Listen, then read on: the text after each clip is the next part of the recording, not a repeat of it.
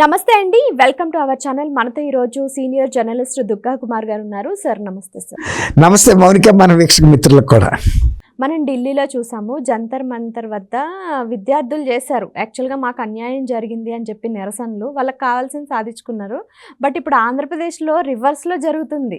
యాక్చువల్గా డిఎస్సిలో అవకతవకలు జరగలేదని చెప్పేసి అధికారులు పదే పదే చెప్తున్నా సరే వైసీపీ వాళ్ళు జరిగినాయి అని చెప్తున్నారు. అయితే ఇప్పుడు ఇదంతా కాదని చెప్పేసి ఎవరైతే డిఎస్సిలో క్వాలిఫై అయ్యి జాబులు తెచ్చుకొని జాబులు చేస్తున్నారో వాళ్ళందరూ కూడా బయటకు వచ్చి మేము కష్టపడి జాబులు తెచ్చుకున్నాము, మధ్యలో మీరెందుకు ఇలాంటి వ్యాఖ్యలు చేస్తున్నారు, మమ్మల్ని అవమానిస్తున్నారు అని చెప్పేసి జాబ్ తెచ్చుకున్న వాళ్ళు వచ్చి మాట్లాడుతున్నారు. ఈ వింత ఘటన మేబీ ఫస్ట్ టైం ఏపీలోనే జరిగింది అనుకుంటా. సార్ దీని గురించి మీ విశ్లేషణ చెప్పండి. ఇది మీరు చెప్పినట్టు విచిత్రమైన పరిస్థితి. ఇది వైఎస్ఆర్సీపీ రాజకీయ ఉనికి కోసం పడుతున్న తాపత్రయం. వాళ్ళకి ఏ సబ్జెక్టు లేదు, ఏ సబ్జెక్ట్ పట్టుకుని వెళ్ళినా విఫలమవుతుంది, బూమరాంగ్ అవుతుంది, ఇంకా వాళ్ళకే నష్టం జరుగుతుంది. ఇట్లాంటి పరిస్థితుల్లో యువతను ఏదన్నా ఆకర్షించాలని ఈ డిఎస్సిలో అవకతవకలు జరిగినాయి. మొన్న మీరు అన్నారు కదా, అక్కడ జంతర్ మంతర్లో వాళ్ళంతా కలిసి కాక్రోచ్ జనతా పార్టీ సక్సెస్ అయిందని. కాబట్టి జంజీ ఇప్పుడు యువతరం సపోర్ట్ లేకుండా మనం ఏమి చేయలేము. వాళ్ళని రెచ్చగొడితే కనుక మన పని అయిపోతుంది, స్వామి కార్యం స్వకార్యం.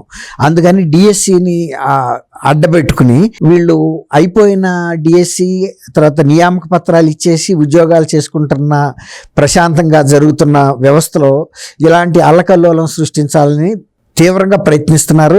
అది ప్రతి జిల్లాలోనూ నిరసనలు తెలియజేయండి అని పిలిపించారు. పిలిపించిన మీదట చాలా సార్లు ఈ శిబిరాలని వాళ్ళు ఎదుర్కొంటున్నారు. ఆ స్థానిక శాసనసభ్యులు మీకు ఏదన్నా ఉంటే ప్రజాస్వామ్యతంగా మీరు ఎక్కడైతే చేయాలో అక్కడ చేయండి, అక్కడ మీరు అన్ని కోర్టుల్లోనూ కేసు కొట్టేసి అక్కడ ఏమి అవకతవకలు లేవు, పారదర్శకంగా జరిగిందని తేల్చిన తర్వాత కూడా మీరు దీన్ని రాజకీయం చేయడానికి వీలు లేదని వాళ్ళు అక్కడ జమ్మలమడుగులో వాళ్ళ ఎమ్మెల్సీ వైఎస్ఆర్సీపీ ఎమ్మెల్సీ రామసుబ్బారెడ్డి ధర్నా చేయడానికి ప్రయత్నిస్తే కూడా అక్కడ కూడా అరెస్ట్ చేశారు. తర్వాత ఎన్టీఆర్ జిల్లాలో దేవినేని అవినాష్ కూడా దీని మీద విమర్శ చేస్తూ అభ్యర్థుల్ని రెచ్చగొట్టే ప్రయత్నం చేశాడు. తర్వాత కర్నూలు కొండారెడ్డి బురుజు దగ్గర కూడా నిరాహార దీక్ష శిబిరాలు చేస్తున్నారు. ఎవరైతే ఉద్యోగాలు వచ్చినాయో ఇప్పుడు వాళ్ళ పరిస్థితి సంకటంలో పడుతుంది. వీళ్ళు చేసే ఈ ఉద్యమాల వలన మనం కష్టపడి సాధించుకుని పారదర్శకంగా మనం ఉద్యోగం తెచ్చుకుంటే మనని నోటి దగ్గర ఇది తీసేస్తున్నారు, ఉపాధి వాళ్ళే ప్రశ్నిస్తున్నారు. ఇంత పారదర్శకంగా జరిగిన దాంట్లో మీరు ఎందుకు ఇలాంటివి తీసుకొస్తున్నారు, అసలు విద్యార్థులు కాని వాళ్ళని అభ్యర్థులు కాని వాళ్ళని తీసుకొచ్చి మీరు ఈ నిరాహార దీక్ష శిబిరాలు చేసి గొడవలు చేసి మా ఉద్యోగాలు తీయటానికి ప్రయత్నిస్తున్నారు అనేది వాళ్ళలో ఇప్పుడు ఆవేదన. ఇప్పుడు అక్కడ అయితే అందరూ స్టూడెంట్సే, ఎవరిని పట్టుకున్నా స్టూడెంట్సే. లేదు, స్టూడెంట్స్గా అయిపోయి ఉద్యోగం కోసం వెళ్తున్న యువత. ఇక్కడ అట్ట కాదు, వీళ్ళు కొంతమందిని కూలి ఇచ్చి తీసుకొస్తున్నారు. అందులో మిడిల్ ఏజ్ వాళ్ళని 40 ఏళ్ళ స్టూడెంట్స్ అంటే నమ్ముతారా? కాదు కదా. అట్లాగే అభ్యర్థులు ఎవరు కూడా ఇప్పుడు నెక్స్ట్ డిఎస్సి కోసం ప్రిపేర్ అవుతారు, కానీ ఇప్పుడు వచ్చి రోడ్ల మీదకి వచ్చి గొడవలు చేసి కేసుల్లో ఇరుక్కుని ఇందులో కిరాయికి వచ్చిన వాళ్ళు ఉన్నారు. వాళ్ళు రేపు ఏదైనా నేరం చేసినప్పుడు వీళ్ళు కూడా అందులో ఇరుక్కుంటారు. ఈ అభ్యర్థులు కనుక నిజంగా కనుక వెళ్ళి అక్కడ కూర్చుంటే అందరూ అభ్యర్థులు అయితే నేరం చేయరు. మొన్న ఎస్ఐ మీద దాడి చేసిన వాళ్ళు ఎవరు? గుండాలు. అందులో స్టూడెంట్స్ ఉన్నారని చెప్తాడు అతను, శ్రీనివాసరావు అనే అతను. నిజంగా కనుక ఆ కేసులు పెట్టిన వాళ్ళు స్టూడెంట్స్ ఉంటే వీడియోలో కూడా కనపడుతున్నారు కదా వాళ్ళందరూ. వాళ్ళు ఏ కాలేజీల్లో చదువుతున్నారో చెప్తే అప్పుడు పోలీసులకు కూడా ఒక ఇన్ఫర్మేషన్ ఉంటుంది, వాళ్ళ ప్రిన్సిపాల్స్ కూడా రాస్తారు, మీ కాలేజీలో స్టూడెంట్స్ ఇలాంటి పోలీస్ అధికారుల మీద దాడులు పాల్గొనడం చిన్న మాట కాదు కదా. ధర్నా చేయటం వేరు, ఒక పోలీస్ అధికారి మీద దాడి చేయటం వేరు, ఒక టార్గెట్ చేసి. అది అన్ని వీడియోల రూపంలో కూడా క్లియర్ సాక్ష్యం ఉంది దానికి. మరి ఆ విద్యార్థులు అని చెబుతున్నారు వాళ్ళని కిరాయికి తీసుకొచ్చి. అంతెందుకు, నిన్న దేవరపల్లిలో కూడా పొగాకు రైతుల సమస్య మీద స్టూడెంట్స్ వచ్చారని చెబుతున్నారు. స్టూడెంట్స్ అక్కడికి ఎందుకు వస్తారు? పొగాకు సమస్యకి స్టూడెంట్స్ సమస్యలకి ఏమన్నా సంబంధం ఉందా?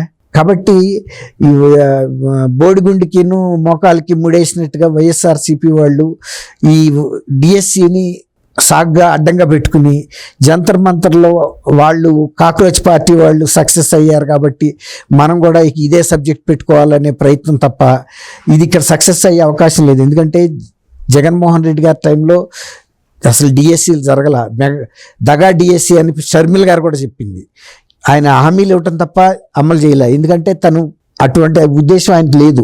ఆ తర్వాత రాష్ట్రంలో కనుక ఎక్కడన్నా ఉపాధి వస్తుంటే పెద్ద పెద్ద పరిశ్రమలు కానీ లేదా డేటా సెంటర్లు కానీ ఐటీ కంపెనీలు వస్తుంటే కూడా వాళ్ళకి ఎందుకు కన్సెషన్ మీద స్థలాలు ఇవ్వాలని చెప్పి వీళ్ళే కేసులు వేసి వాళ్ళకి కంప్లైంట్లు రాసి మేము మీ సంస్థలను ఇక్కడ రానివ్వం, మేము ధర్నాలు చేస్తాం, సమ్మెలు చేస్తామని బెదిరిస్తే ఏ సంస్థలు వస్తాయి? గతంలో వెస్ట్ బెంగాల్లో కూడా మమతా బెనర్జీ ఉన్నప్పుడు ఇలాంటి పనులు చేయటం వలన టాటా కంపెనీ వాళ్ళు నానో ఫ్యాక్టరీ కడుతూ కూడా మధ్యలో కూడా వెళ్ళిపోయారు, వచ్చి గుజరాత్లో పెట్టుకున్నారు. ఎందుకంటే వీళ్ళతో గవర్నమెంట్ సహకారం లేకుండా కనుక చేస్తే వాళ్ళు నష్టపడతారు దీర్ఘకాలంలో. దానికన్నా ఇప్పుడే బెటరు, రాకపోతేనే మంచిది, ఈ రాష్ట్రం కాదు ఇంకో రాష్ట్రానికి వెళ్తారు. అట్లా జగన్మోహన్ రెడ్డి గారు చేస్తున్న పనుల వలన ఆంధ్రప్రదేశ్కి ఇప్పుడు కూడా ఈ శాంతి భద్రతలు బాగాలేవు అనేది ఒక అభిప్రాయం కలగజేయటం కోసమే ఈ ప్రతి జిల్లాలో ఈ డిఎస్సి రూపంలో ఇంకోటి ఏదో ఒకటి అయితే ఉండాలి, లేకుండా ఉండటానికి వీల్లేదు. ఓకే, అయితే సార్ ఇప్పుడు జగన్ గారు నిన్న కూడా చెప్తున్నారు, నారా లోకేష్ గారిని కాపాడడానికి చంద్రబాబు గారు చాలా ప్రయత్నాలు చేస్తున్నారు, ఇన్ని రాజీనామా చేయకుండా ఆపడానికి అని చెప్పేసి కూడా ఆయన అంటున్నారు. ఇప్పుడు ఏదైనా కోర్టులు కనుక వ్యతిరేకమైన తీర్పిస్తే ఆటోమేటిక్గా నైతిక బాధ్యత తీసుకుని రాజీనామా చేయమంటే అర్థం ఉంది. కానీ ఇక్కడ అట్లాంటి పరిస్థితి ఏం లేదు, పారదర్శకంగా జరిగింది, కోర్టులు సమీక్షించినవి, విచారించినవి, ఆ కేసులు కొట్టేసినాయి కదా.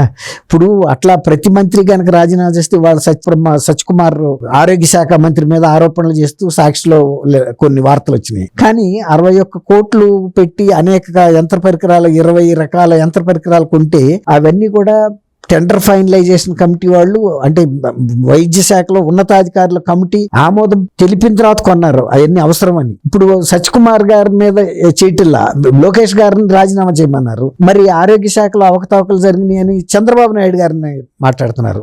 ముఖ్యమంత్రి అన్ని శాఖల్లో జోక్యం చేసుకోరు, ఏ శాఖ మంత్రికి ఆ శాఖలో ఉంటుందా అధికారం, నిధులు మంజూరు చేయటం వరకే కేబినెట్ బాధ్యత, అది ప్రొసీజరల్ గా ఖర్చు పెట్టుకోవటం ఆయా మంత్రిత్వ శాఖల అంతర్గత బాధ్యతే. వాళ్ళు కూడా మంత్రులు ఇంటర్ఫీర్ అవ్వరు, ఏ శాఖలో ఉన్న ఉన్నతాధికారులు ఆ శాఖలో నిర్ణయాలు తీసుకుంటారు, మంత్రి నామ మాత్రం ఆమోదం ఉంటుంది. ఇప్పుడు ఆయన మీద అవినీతి ఆరోపణలు చేస్తూ మరి ఆయన్ని అనాలంటే భయం, ఎందుకంటే జగన్మోహన్ రెడ్డి గారి కేసులు అనేకం కేంద్ర ప్రభుత్వంలో పెండింగ్ లో ఉన్నాయి. సిడి ఈ కేసులు కనుక మళ్ళీ తిరగదోడతారో లేకపోతే ఇప్పుడు అరెస్ట్ చేస్తారన్న భయానికి మళ్ళీ సత్యకుమార్ యాదవ్ గారి మీద మాత్రం మాట్లాడట్లా, ఆరోగ్య శాఖ మంత్రి మీద.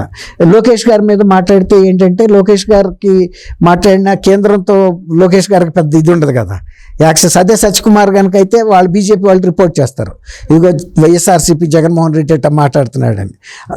రెండు ద్వంద్వ వైఖరి పాటిస్తున్నారు. సత్యకుమార్ విషయంలో ఒక రకంగాను, అదే విషయం లోకేష్ గారికి వస్తే ఒక వేరే విషయం.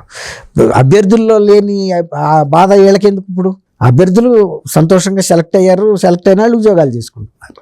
ప్రజలు కూడా ఇవన్నీ గమనిస్తున్నారు రాజకీయ క్రీడని. Okay, thank you sir. Thank you అమ్మా.